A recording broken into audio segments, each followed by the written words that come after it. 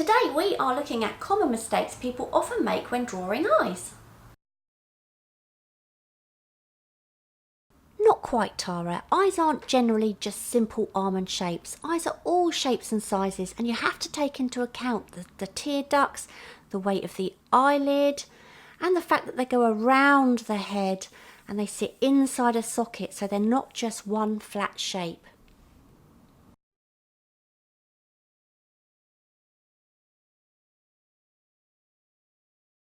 No.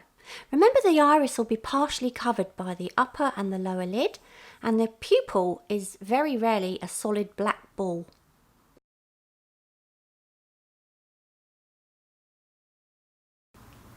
No. Eyelashes are curved and they grow from the inner rims of the upper and lower lids, and they tend to clump together in little groups, and they vary in length from the tiny weeny little short ones to the more curvy longer outer ones. No, the iris will vary in tone, and so will the whites.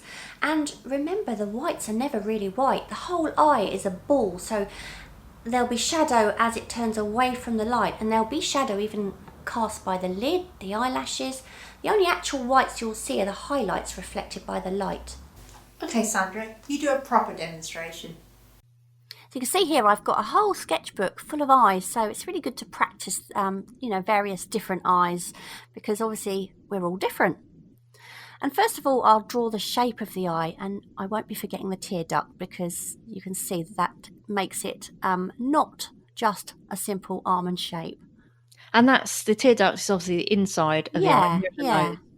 And here I'm drawing the shape of the upper part of the eyelid, which in this case is kind of weighing down on the lower lid and concealing part of the eye. And it's really important to, notice things like this.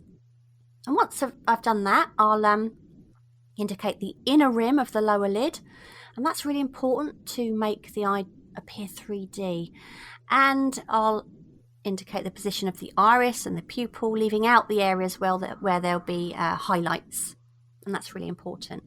And now I'm going to indicate the darkest area on the iris, and that is a shadow that's cast by the upper part of the eyelid, and also the shadows cast by the eyelashes. And once I've done that, I'll indicate the other darker areas of the iris and the pupil, and pay attention here because there are lots of little markings in an iris which create a lot of interest.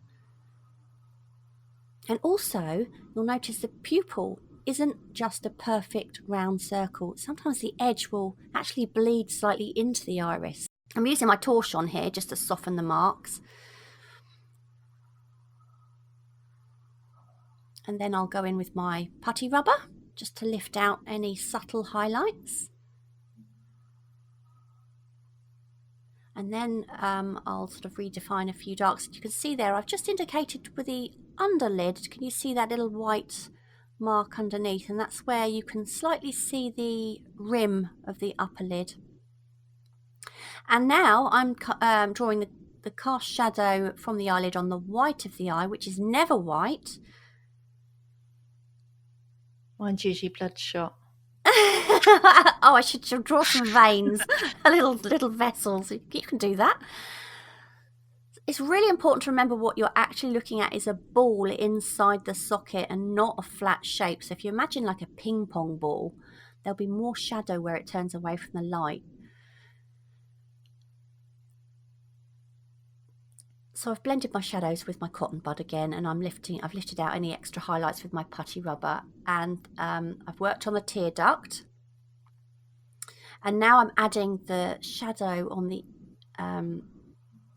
sort of lid that's cast by that upper lid, and that's really, really important.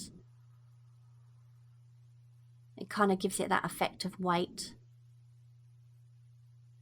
And it's really important also to indicate the shadow where it curves upwards. You can see it starts looking slightly more three-dimensional here. And I'll do the same underneath the eye. And next comes the eyelashes, and this is where so many people go wrong. It's really, really, really important to pay attention to the way they grow and where they're growing from. So they'll usually curve downwards first before curving upwards, and they'll go around the upper lid, and they also overlap, and some will vary in length. But don't overdo it, because less is more, I think, when it comes to eyelashes. And then once I'm sort of happy with that, I'll just soften them a little bit with my torchon, just to indicate the paler lashes.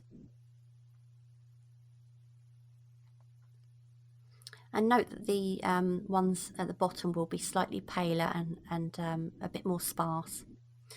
Now I'll move on to the eyebrow, and again it's really important to note the direction of growth and the shape of the hairs, but you don't have to draw every single hair. You can just kind of blend them together with a cotton bud like I'm doing here, and that kind of gives them the appearance of being full. But one really important detail is the shadow on the upper lid where it curves around towards the eye. Without that, they'll still look fairly flat, and it's these details that make all the difference. Why not check out our previous videos, and don't forget to subscribe so you never miss your Art Kick Sunday. Meanwhile, you can check out our podcast and find the creative challenges we have coming up at www.kickinthecreatives.com. Back soon!